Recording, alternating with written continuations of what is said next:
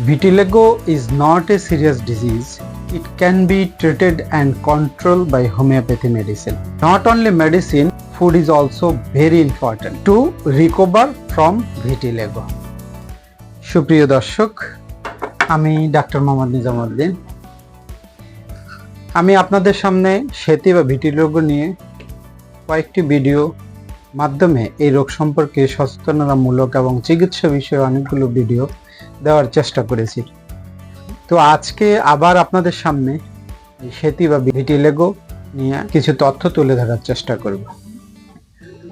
আমি সবসময় বরাবর বলি, সেতি বা ধবল কোনো জটিল এবং কঠিন রোগ নয়। অভিজ্ঞ চিকিৎসকের পরামর্শ অনুযায়ী অথবা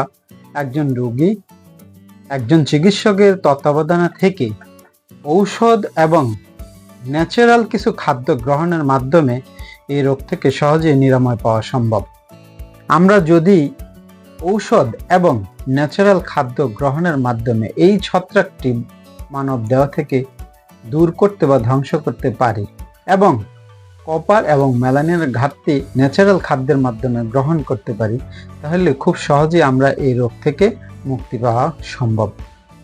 আসুন এবার আমরা জেনে নিই কোন ধরনের ন্যাচারাল খাদ্য গ্রহণ করলে এই ছত্রাকটি সাধারণভাবেই মানব দেহ থেকে দূর বা ধ্বংস হয়ে যেতে পারে এবং কোন কোন খাবার খেলে আমাদের শরীরে কপার বা তামার খনিজের ঘাটতি পূরণ হবে। প্রথমে আমরা আলোচনা করব কাঁচা হলুদ নিয়ে। কাঁচা হলুদটি এই ধরনের ছত্রাক ধ্বংস করার ক্ষেত্রে দারুণ ভূমিকা রাখে। আমরা প্রতিদিন সকালে 1 চামচ কাঁচা হলুদের রস, 1 চামচ তুলসী পাতার রস এবং 1 চামচ পুদিনা পাতার রস একত্রে মিশিয়ে 1 গ্লাস পানির সাথে সকালে খালি পেটে খাওয়ার চেষ্টা করব। ইনশাল্লাহ তাতেও এই ধরনের ছত্রাক মানব দেহ থেকে ধ্বংস সহজ হবে।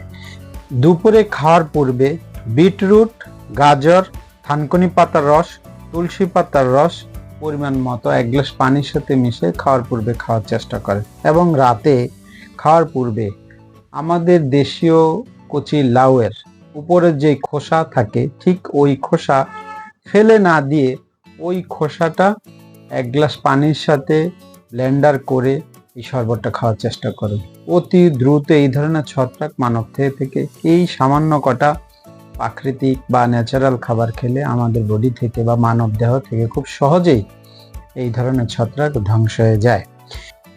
এছাড়া সপ্তাহে 1 দিন অর্থাৎ যে কোনো ছুটির দিনে মিনিমাম 2 ঘন্টা সময় হাতে রেখে পরিমাণ মতো কিছু বড়ই পাতা, মেহেদি পাতা, তুলসী পাতা, কাঁচা হলুদ এবং গেরো মাটি, এইটা আপনারা যে কোনো আয়ুর্বেদিক ঔষধের দোকানে খুঁজে পাবেন। এই সবগুলো একত্রে মিশিয়ে আপনি ব্লেন্ডার করেও পারেন অথবা পাটায় পিষিয়েও পারেন। একত্রে মিশিয়ে সারা শরীরে সব স্থানে এটা ব্যবহার করার চেষ্টা করবেন। ব্যবহার করে কমপক্ষে 2 ঘন্টা স্থায়ী রাখার চেষ্টা করবেন। 2 ঘন্টা পর আপনারা একটি কপার সোপ অথবা অ্যান্টিফাঙ্গাল সোপ, উত্তম হয় কপার সোপ হলে ভালো। সাধারণ অ্যান্টিব্যাকটেরিয়াল সাবান দিয়ে কখনো সেতি রোগী গোসল করা ঠিক নয়। অ্যান্টিব্যাকটেরিয়াল সোপ ব্যবহার করে আপনার এই ধরনের সমস্যা দূর করা তো সম্ভব নয়, বরঞ্চ ক্ষতির সম্ভাবনা রয়েছে। সেক্ষেত্রে অবশ্যই একটি অ্যান্টিফাঙ্গাল সোপ অথবা অ্যান্টিফাঙ্গাল এবং কপার সোপ একত্রে যদি সম্ভব সংগ্রহ করা যায় তাহলে খুব ভালো হয়। এই সোপটি আমরা একত্রে এটা তৈরি করার চেষ্টা করেছি, যার মধ্যে ন্যাচারাল অ্যান্টিফাঙ্গালের ব্যবস্থা রয়েছে এবং কপারের ব্যবস্থা রয়েছে। এরকম একটি সাবান দিয়ে আপনারা পরিপূর্ণভাবে গোসল করার শেষে একটি কপার লোশন সারা শরীরে ব্যবহার করবেন। ইনশাল্লাহ যদি এই ধরনের এই নিয়ম অনুযায়ী আপনারা চিকিৎসা কার্য পরিচালনা করতে পারেন, তাহলে অবশ্যই এই রোগ থেকে 40 দিনের ভিতরে একটা পরিপূর্ণ ভালো অবস্থা অবলোকন করতে পারবেন। তো আমরা আশা করি ইনশাল্লাহ আপনারা এই নিয়মটা ফলো করবেন। এই নিয়মটা ফলো করলে আপনার এই ন্যাচারাল ওয়েতে বা প্রাকৃতিকভাবে আমরা এই ধরনের ছত্রাক থেকে মুক্তি পেতে পারি। আসুন এবার আমরা আলোচনা করব খাদ্য নিয়ে। কি কি খাবার খেলে নিয়মিত এই ধরনের বিশেষ করে আমাদের শরীরে মেলানিন এবং কপারের ঘাটতি পূরণ হবে।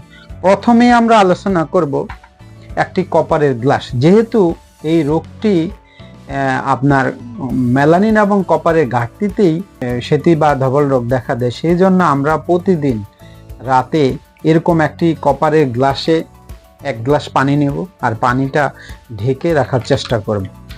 সকালবেলা খালি পেটে এই পানিটা আমরা নিয়মিত খাওয়ার চেষ্টা করব।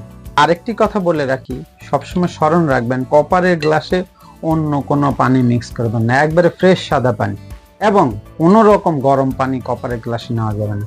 গরম অন্য কোনো চা, ইচ্ছা করে আপনি চা খেতে যাবেন এই কপারের গ্লাসে, না, কখনোই খাবেন না। গরম পানি কপারের গ্লাসে নিলে এর ক্রিয়া বিকৃত হয়ে যায়। সেই জন্য অবশ্যই আপনারা তা করবেন না। এটা আমাদের পক্ষ থেকে আমরা সবসময় নিষেধ করে দিয়ে থাকি। তারপরে আমরা আসি সবজি নিয়ে। কোন কোন সবজিতে কি কি উপাদান থাকে এবং সেতু রোগীদের ক্ষেত্রে কপার বা আপনার মেলানিনের ঘাটতি পূরণ হয়। প্রথমে আমরা যাব গাজরে। গাজরে রয়েছে beta carotene, vitamin D, vitamin বি12, ভিটামিন এ, যা সেতু রোগীদের শরীরে মেলানিনের ঘাটতি পূরণ করতে যথেষ্ট ভূমিকা রাখে। এটা আমরা সবসময় আমাদের খুব কাছেই পাই, বিশেষ করে শহর অঞ্চলে, গ্রাম অঞ্চলে সব জায়গায় এখন গাজর পাওয়া যায়। এটা নিয়মিত খাওয়ার চেষ্টা করবে। তারপরে আমরা আসি বিটরুট। বিটরুটে প্রচুর পরিমাণ iron, zinc, iodine, vitamin A, vitamin বি6, ফাইবার ও অ্যান্টিঅক্সিডেন্ট সহ আরো অনেক উপাদান আছে যা সেতু রোগ নির্মূলে গুরুত্বপূর্ণ ভূমিকা পালন করে।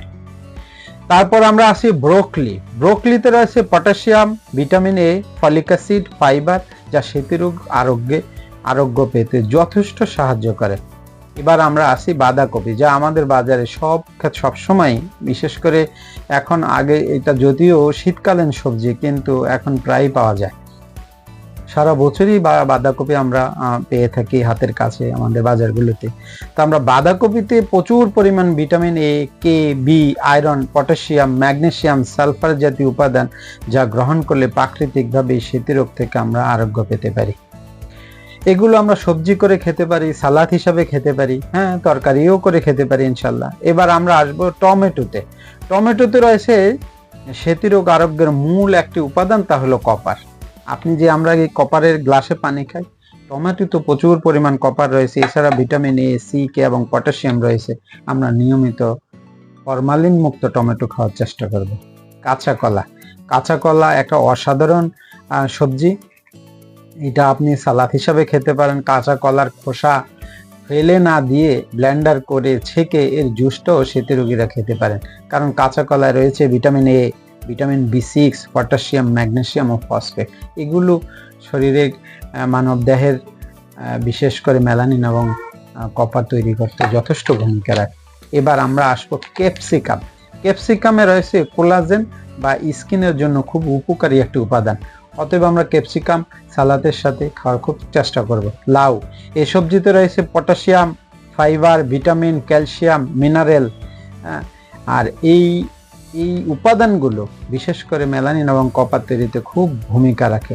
আমরা কচি লাউয়ের জুস, আমি আগেই বলেছি, কচি লাউয়ের একবারে ছোট ছোট কচি লাউয়ের জুস তৈরি করে আমরা যদি নিয়মিত খাই, এই ছত্রাকের বিরুদ্ধে কাজ করে থাকে।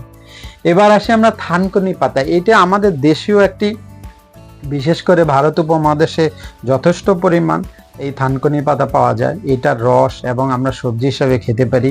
এতে রয়েছে অ্যান্টিঅক্সিডেন্ট, ট্রাইটারপেনয়েড এবং সেন্টিলোজ ইত্যাদি। এবার আমরা আসবো লেটুস পাতা। এটাও এক ধরনের সবজি। লেটুস পাতা পর্যাপ্ত পরিমাণ ভিটামিন এ, তারপরে আপনার আয়রন রয়েছে, যা আপনাকে প্রাকৃতিকভাবে সেতু রোগ আরোগ্যে সহায়ক ভূমিকা রাখে। ডিমা শাক, এতেও রয়েছে zinc, phosphorus, calcium, magnesium, vitamin B one, 2, এবং যা সেতু রোগীদের জন্য অত্যন্ত কার্যকর। কাঁচামরিচ, এটা যে কি অসাধারণ! আমি আমার প্রত্যেকটা পেশেন্টদেরকে বলে থাকি, আপনারা যদি অনেকে আছে ঝাল খেতে পারেন না, আপনারা কাঁচামরিচটা মাঝখান দিয়ে ফেলে বীজগুলো ফেলে দিবেন, কিছুক্ষণ পানিতে ভিজায় রাখেন, ঝালটা চলে যাবে, অনেকাংশে কমে যায়। ওই কাঁচামরিচের খোসাটা আপনি খাবারের সাথে প্রতিদিন 2-3টা, প্রতি বেলায় 2-3টা করে কাঁচামরিচ খাওয়ার চেষ্টা করেন। কাঁচামরিচের যে সবচেয়ে বড় জিনিস হলো কাঁচামরিচে কপার রয়েছে। আমরা কাঁচামরিচ অনেকেই খেতে চাই না, কিন্তু এইটা সেতু রোগের জন্য না, সব মানুষের শরীরের জন্য খুব উপকারী একটা দারুণ সবজি। আপনি এই কাঁচামরিচটা খোসাটা অবশ্যই খাওয়ার চেষ্টা করবেন, কারণ কাঁচা মরিচে প্রচুর পরিমাণ কপার রয়েছে, ম্যাগনেসিয়াম রয়েছে, পটাশিয়াম রয়েছে, আয়রন রয়েছে, ভিটামিন এ, ভিটামিন বি6, ভিটামিন সি, কে এবং সোডিয়াম ও প্রোটিন প্রচুর পরিমাণে বিদ্যমান আছে।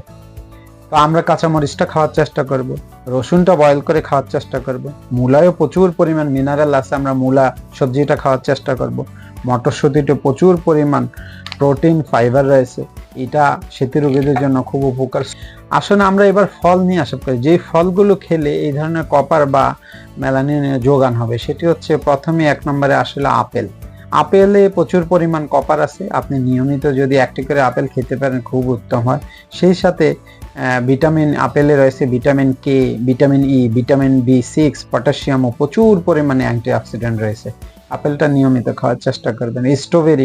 স্ট্রবেরিও এই ধরনের জন্য উপকার, যেহেতু স্ট্রবেরিতে রয়েছে ফলিক অ্যাসিড, ভিটামিন এ, ই এবং উমারিক অ্যাসিড নামে ইত্যাদি অনেক খাদ্য উপাদান রয়েছে।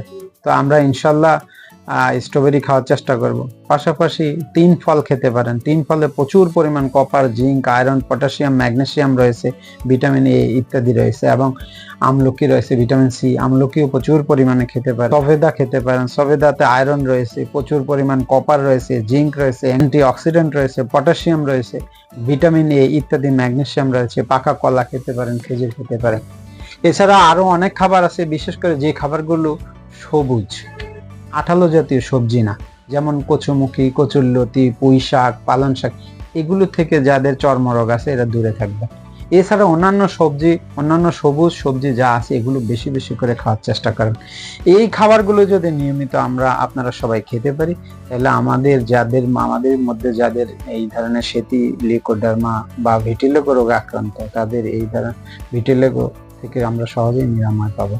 তার আগে আমরা সবসময় বলে থাকি, প্রিয় ভাই বোনেরা, আমরা যারা সেতি রোগে আক্রান্ত, আমাদের মধ্য থেকে যারা সেতি রোগে আক্রান্ত অথবা অন্য কোনো, আমরা সবাই কেউ না কেউ বিভিন্ন পেশায় নিযুক্ত রয়েছে। আমরা সবাই চেষ্টা করব আমরা সততার সহিত আমাদের প্রত্যেকের কর্মে থাকতে। আজকে আপনি যদি সবজি বিক্রেতা হন, আপনি যদি সবজির মধ্যে ফরমালিন বা অন্য কোনো বিষাক্ত কিছু মিশে অন্য কাছে বিক্রি করেন, সেটা আপনার অন্যভাবে আপনার কাছে চলে আসবে। আরেকজন অন্য ব্যক্তি, সে হয়তো একটা গোশ বিক্রি করতেছে, গরুর গোশ বা খাসির মাংস, এই ধরনের গোশ বিক্রি করে, সে ওখানে দুর্নীতি করলে আমরা এইভাবে সবাই আমি একজন চিকিৎসক, আমি যদি আমার স্থানে দুর্নীতি করি, তাহলে দেখা যাবে যে ঘুরে ফিরে আমি তো বাজারে যেতে হবে, তাহলে আমি দুর্নীতি করি, আমি দুর্নীতির শিকার হব।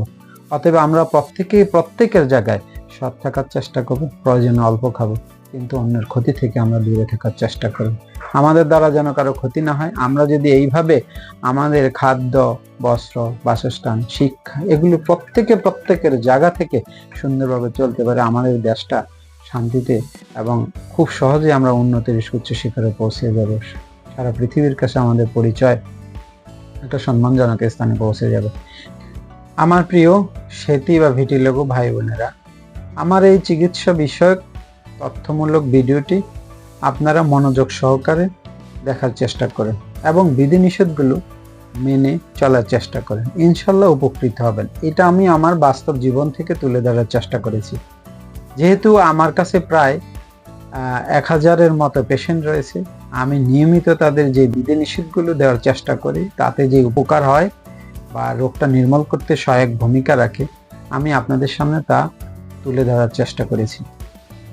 আপনারা এই ভিডিওটি সহ আমার অন্যান্য যে ভিডিওগুলো আছে এগুলো মনোযোগ সহকারে দেখুন এবং লাইক, কমেন্ট এবং শেয়ার করে অন্যান্য সেতু রোগীদের কাছে পৌঁছে দেওয়ার জন্য চেষ্টা করেন।